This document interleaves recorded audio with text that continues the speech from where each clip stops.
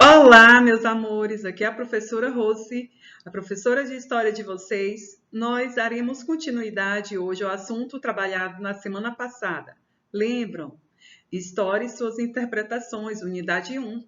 Então, a segunda parte da nossa unidade 1 é Tempo na História. Como vocês podem observar aí, nós temos um relógiozinho aí, né? Um relógio que indica uma das medidas do tempo. Então, a noção do tempo em história ela é importante para que nós possamos compreender melhor todos os fatos e acontecimentos da história. Vamos lá? Página 451 a 457. Então, o primeiro ponto que nós vamos aprender na história e tempo é aprender a contar os séculos. Séculos. Nós vamos ver isso na página 451 a 452. O que significa século? Século significa um período de 100 anos, tá? Então, os séculos eles são representados pelos algarismos romanos ou pelos números romanos, aqueles números que vocês aprenderam no quarto ano em matemática, tá? E foram revisados no quinto ano. Na tabela ao lado que vocês estão vendo, nós temos o século I ao século XXI, tá? O século XXI que é o nosso século atual. E vocês podem observar que cada número desse representa um período de 100 anos. Século I começa no ano 1 e termina no ano 100.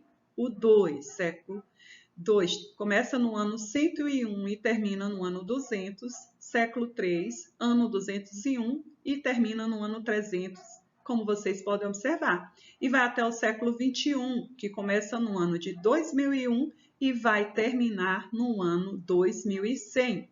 Nós estamos no ano de 2021, né? Por isso, nós estamos no século 21. Agora, como é que eu vou fazer esta regra? Primeiramente, eu tenho que conhecer os algarismos romanos ou os números romanos. Quais são esses números? Os números que nós mais utilizamos no século é a letra I, V e X. Lembrando que essas letras elas são representadas, é claro, pelo alfabeto maiúsculo, tá? Só letra maiúscula. Os algarismos romanos são letras maiúsculas, como vocês podem ver. Então, o I, ele representa 1, o V representa 5 e o X representa 10. Então, nós temos essas três letras e nós vamos utilizá-las sempre. 2, 2I. 3, 3I, porque é 1 mais 1 mais 1. Entenderam? 4, IV, porque nós temos o 5 menos o 1. O 6 já é VI, 5 mais 1. 7V, 2I, né? Que é VII, que é o quê? 5 mais 1 mais 1. O 5 mais 2, que dá igual a 7. O 10 representado pela letra X, 20 representado por 2x, porque 10 mais 10 dá igual a 20. Século XXI, como vocês podem observar, representado por 2x e um I, tá? É o nosso século atual. Então, como vocês podem observar, a tabelinha aí, nós temos os séculos, nós temos o início de cada ano e o fim de cada ano. As dicas da nossa apostila, isso é muito importante. Dê uma olhadinha lá, está na página 451.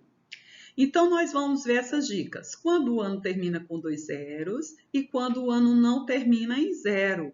Ou seja, quando o ano não termina em 0 é porque ele termina em qualquer número diferente de 0. Tá bom? Do 1 ao 99. Então, vamos lá. O ano termina com 2 zeros. O que eu tenho que fazer nesta situação? Quando o ano termina com 2 zeros, e ele está sendo representado por 3 algarismos, como é o caso do número 400, nós vamos conservar o primeiro número, que é 4, e vamos cortar os 2 zeros, mas vamos igualar a 0. Entenderam aí? Eu vou pegar, corto o 4, corto os dois últimos zeros, é claro, e conservo o primeiro número, que é 4. 4 mais 0 dá igual a 4. Então, nós está sendo representado o exemplo do século IV. Século IV antes de Cristo, porque vocês estão vendo o ano, ó, 400 antes de Cristo. Então, está inserido no século 4 a.C. Cortando os dois zeros, encontramos o número 4. 4 mais 0, 4. Entenderam? Como é que é a dica? Agora, o ano não termina em 0, ele termina em qualquer número, do 1 ao 99. Então, o que eu vou fazer? Quando o ano não termina com zeros, eu vou eliminar os dois dígitos da direita, tá ok? Quais são os dois dígitos da direita? São os últimos números, os dois últimos números. Então, eu vou eliminar, eu vou cortar esses dois últimos números e vou acrescentar 1. Então, vou somar o primeiro ou os dois primeiros números com 1. Então, somando, eu encontro o século.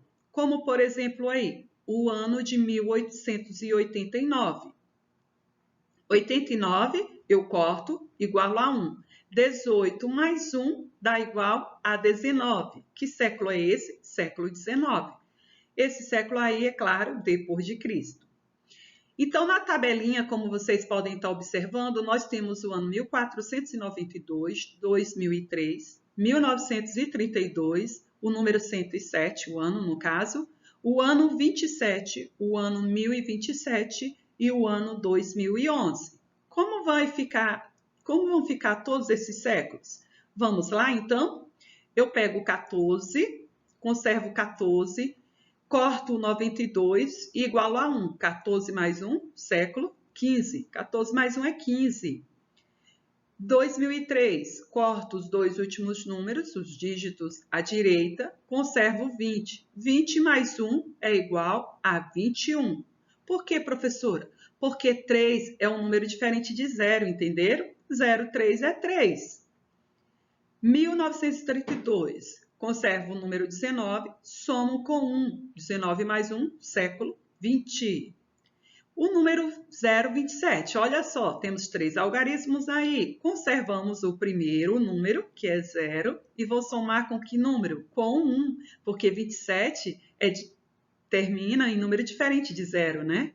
Então, 0 mais 1 dá igual a século 1.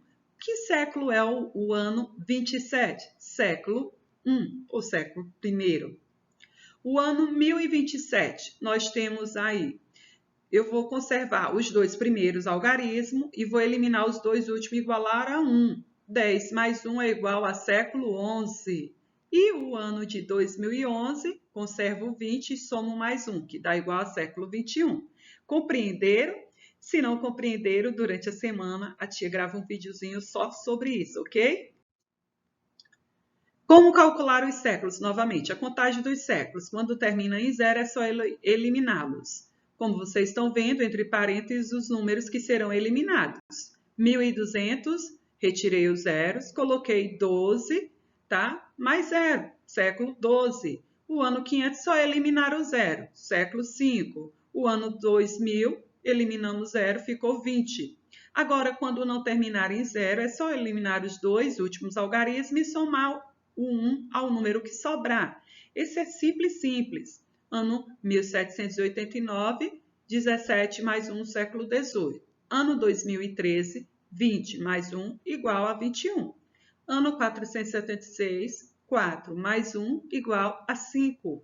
Ano 1453, 14 mais 1 igual a 15. E ano 33, 0 mais 1 igual a 1. Na organização do tempo nas diferentes culturas, nós vamos para a nossa página 452 a 454. Nós vamos estudar aqui como o homem organizava o seu tempo nas diferentes culturas, ou seja, o homem, ele vivia sempre em um lugar só? Não, ele vivia em diferentes lugares. E por ele viver em diferentes lugares, em diferentes espaços geográficos, eles viviam de forma diferente. Isso aí é o quê? As diferentes culturas. Então, nós vamos ver que o homem, para marcar o tempo, ele dividia o seu tempo em dias, em semanas e meses.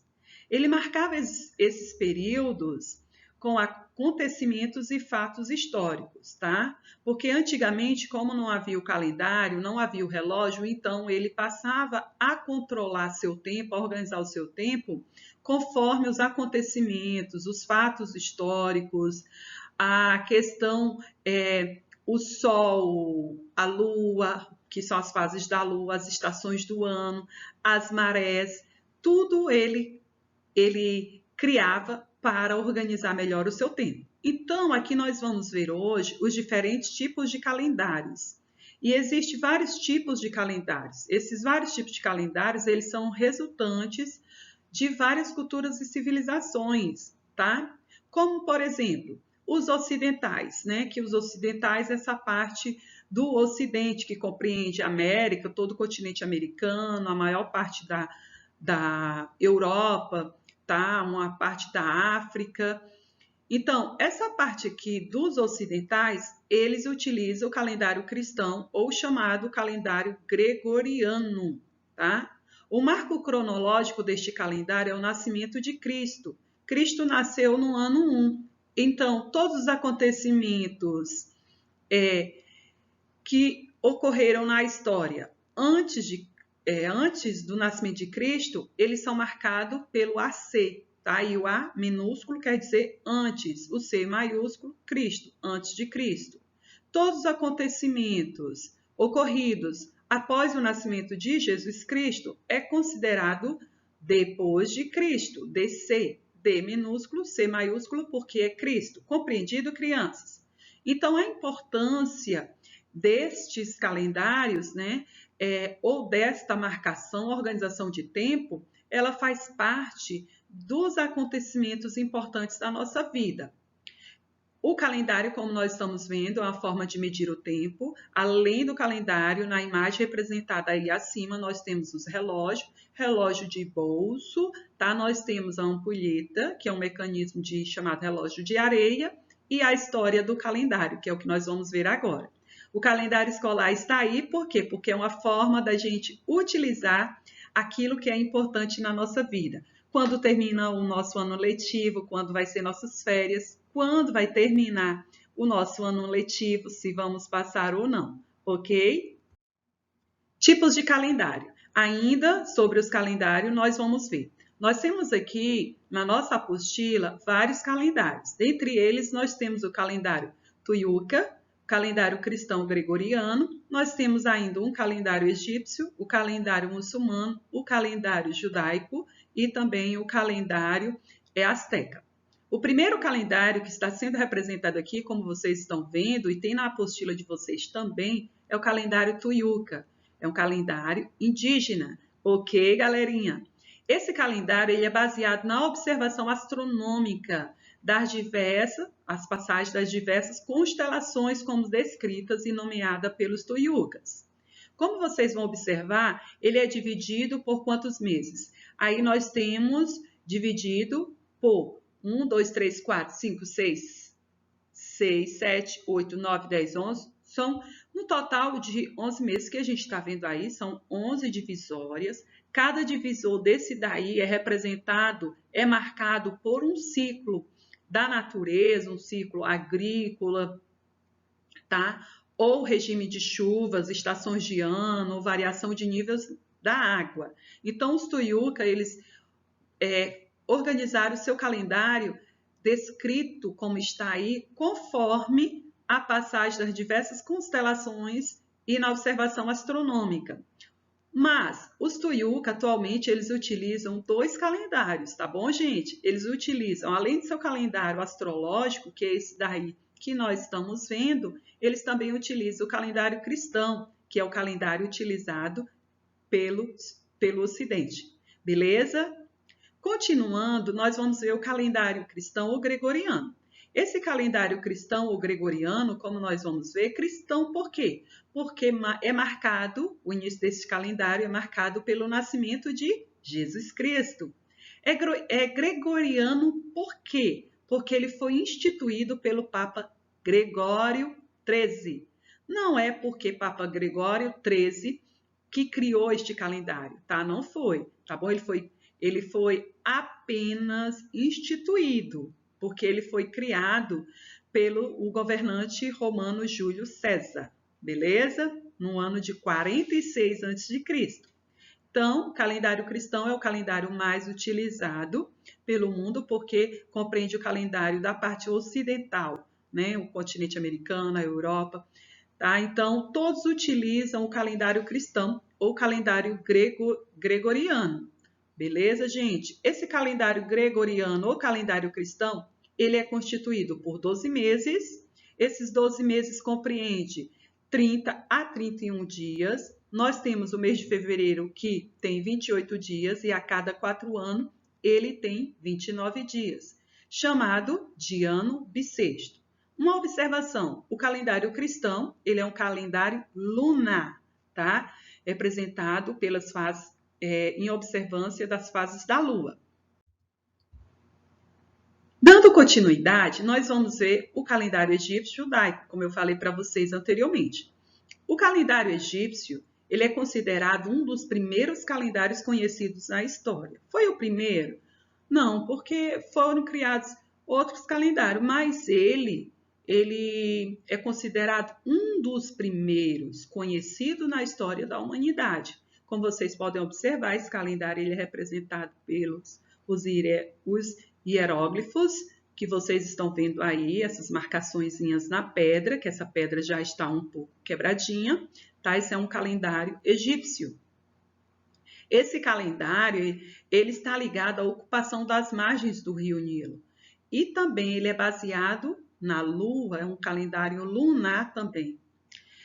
As margens do rio Nilo, na verdade, o rio Nilo é a dádiva do Egito, né? Por quê? Porque graças ao rio Nilo foi criado a civilização egípcia. E essa civilização ela foi criada por conta das cheias do rio Nilo. Só tinha uma cheia? Não, tá? Então, por isso é que esse calendário ele é marcado pela ocupação das margens do rio Nilo.